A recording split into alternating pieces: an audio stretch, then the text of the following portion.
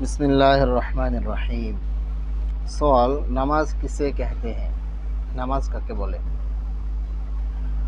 আগের সওয়ালের মধ্যে মুসলমান আল্লাহ তাআলার ইবাদত কিভাবে করে তার মধ্যে উত্তরের মধ্যে প্রথমটা আসছে নামাজ। এখন প্রশ্ন আসতেছে যে নামাজ কাকে বলে। नमाज खुदा ताला की इबादत और बंदगी करने का एक ख़ास तरीक़ा है।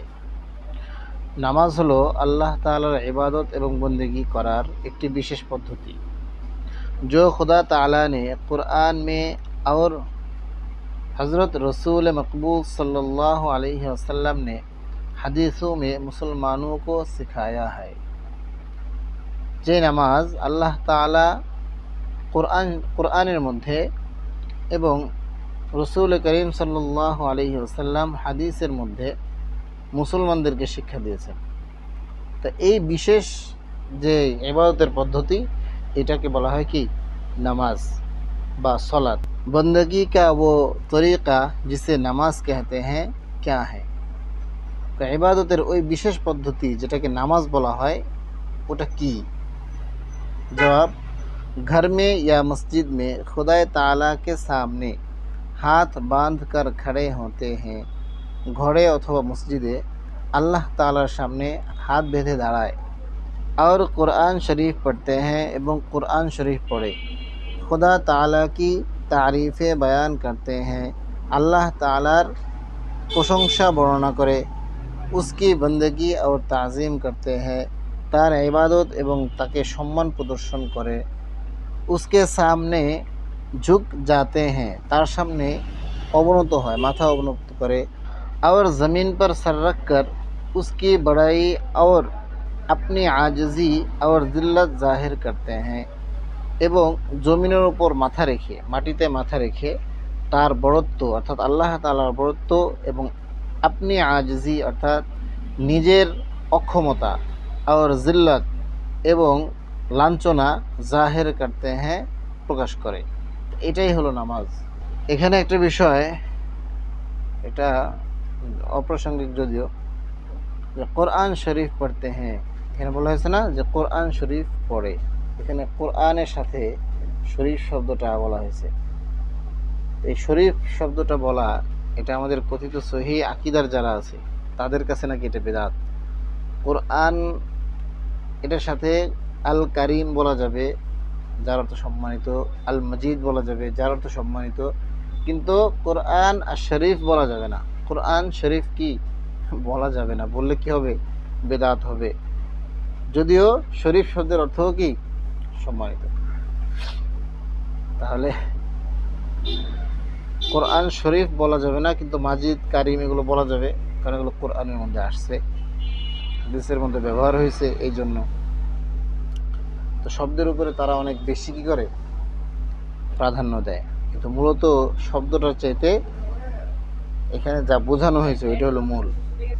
सवाल, मस्जिद में नमाज पढ़ने से आदमी खुदा ताला के सामने खड़ा होता है या घर में? অর্থাৎ মসজিদের মধ্যে নামাজ পড়ার দ্বারা মানুষ আল্লাহ তাআলার সামনে দাঁড়ায় নাকি ঘরে? অর্থাৎ আল্লাহ তাআলার সামনে দাঁড়ানোর জন্য মসজিদে নামাজ পড়তে হবে নাকি ঘরে নামাজ পড়তে হবে? ঘরে নামাজ পড়লে আল্লাহ তাআলার সামনে দাঁড়ানো হয় নাকি মসজিদে পড়লে আল্লাহ তাআলার সামনে দাঁড়ানো হয়? এটাই হলো কি প্রশ্ন। उत्तर, जवाब, खुदा ताला हर जगह सामने होता है। আল্লাহ তাআলা সব জায়গায় সামনে থাকেন। चाहे मस्जिद में नमाज पढ़ो चाहे घर में, মসজিদে নামাজ পড়ুক অথবা ঘরে, যেখানেই নামাজ পড়ুক আল্লাহ তাআলা সব জায়গায় সামনেই। আল্লাহ তাআলা কোথায় হয়? সামনেই থাকে। যেখানেই নামাজ পড়ুক সে সামনে থাকবে। लेकिन मस्जिद में नमाज पढ़ने का सवाब बहुत ज़्यादा होता है, কিন্তু মসজিদে নামাজ পড়ার সওয়াবটা কি হয়? অনেক বেশি হয়। सवाल, नमाज पढ़ने से पहले हाथ मुंह और पाँव धोते हैं, उसे क्या कहते हैं? নামাজ পড়ার পূর্বে হাত মুখ এবং পাও ধৌত করা হয়, ধৌত করে, उसे क्या कहते हैं? এটাকে কি বলে? जवाब, उसको वुजू कहते हैं। ওটাকে কি বলা হয়? উযু বলা হয়। बगैर वुजू के नमाज नहीं होती, वज़ू छाड़ा नमाज হয় না। सवाल, नमाज में किस तरह मुँह करके खड़ा होना चाहिए, নামাজের মধ্যে কোন দিকে মুখ করে দাঁড়ানো চাই, দাঁড়ানো উচিত? জবাব, পশ্চিম की तरफ, পশ্চিমের দিকে। जिस तरफ शाम को सूरज जाकर छुप जाता है, যেদিকে সন্ধ্যার সময় সূর্য উদয় হয়, দুঃখিত, সূর্য অস্ত যায়। যেদিকে সন্ধ্যার সময় সূর্য কি যায়, অস্ত যায়। এখানে পশ্চিম কি তরফ বলা হয়েছে, পশ্চিম দিকে। তো পশ্চিম দিক তো আমাদের এই পাশ থেকে, কিন্তু ইউরোপ আমেরিকা ওই দিক থেকে পূর্বে, ওই দিক থেকে হলো পূর্ব দিকে। এটার উত্তর হলো যে কাবার দিকে মুখ করা, কাবা যেদিকে থাকবে সেই দিকে। তো আমাদের দেশ থেকে, এই যে এশিয়া মহাদেশ থেকে, এখান থেকে কাবাটা হয় কোথায়, পশ্চিম দিকে, যার কারণে এখানে পশ্চিম উত্তর দেওয়া হয়েছে। তো এই প্রশ্নই যদি আমেরিকাওয়ালারা করে তখন উত্তর হবে কি, পূর্ব দিকে। আর সবার জন্য একই উত্তর, সেটা হবে কোন দিকে, কাবার দিকে মুখ করে, অর্থাৎ মক্কার দিকে। সওয়াল, পশ্চিম की तरफ मुंह करने को क्यों हुक्म दिया गया, পশ্চিম দিকে মুখ করে নামাজ পড়ার হুকুম কেন দেওয়া হয়েছে?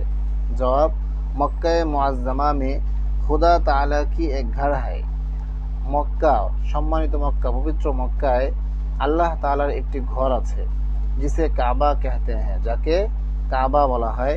उसकी तरफ नमाज में मुंह करना जरूरी है, ওই দিকে, ওই কাবার দিকে মুখ করে নামাজ পড়া, নামাজের মধ্যে ওই কাবার দিকে মুখ করা এটা আবশ্যক। और वो हमारे शहरों से पश्चिम की तरफ है, এবং ওই কাবা আমাদের শহর থেকে বা আমাদের দেশ থেকে পশ্চিম দিকে।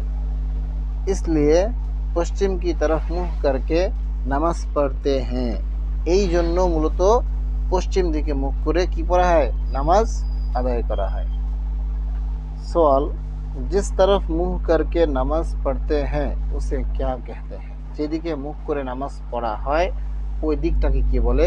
জবাব, उसे किबला कहते हैं, তাকে কি বলা হয়, কিবলা বলা হয়।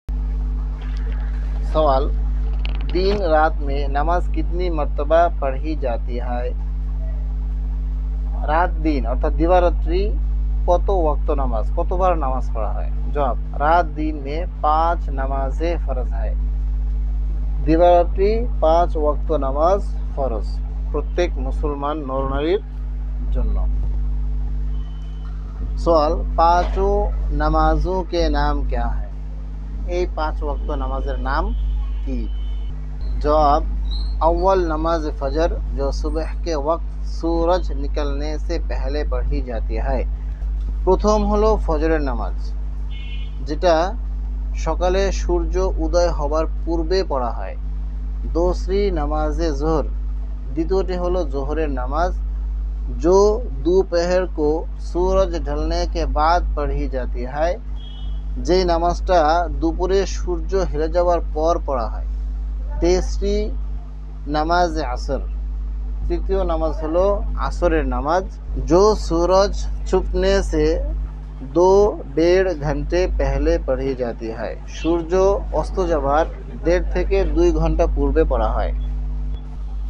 चौथी नमाज मगरिब, जो शाम को सूरज छुपने के बाद पढ़ी जाती है, চতুর্থ হলো মাগরিবের নামাজ, যা সন্ধ্যার সময় সূর্য অস্ত যাবার পর পড়া হয়। पांचवें नमाज से ऐशा, पांचवें नमाज ऐशा, पंचम हलो ऐशार नमाज, जो 1.5-2 घंटे रात आने पर पढ़ी जाती है, रात आसार 1.5 থেকে 2 ঘন্টা পর পড়া হয়। তো এই যে নামাজের ওয়াক্তগুলো বলা হলো, এটা প্রাথমিক ছাত্রদের জন্য সহজে বোঝার জন্য, তোমাদের জন্য, যাতে তোমরা সহজে বুঝতে পারো নামাজের ওয়াক্তগুলো। কিন্তু মূলত নামাজের ওয়াক্তগুলো কীভাবে সাবেত হয় না হয়, ওগুলো আরও উপরে ক্লাসে গেলে আরও খুব ভালোভাবে বিস্তারিতভাবে দলিল প্রমাণ সহকারে কি তোমাদেরকে পড়ানো হবে।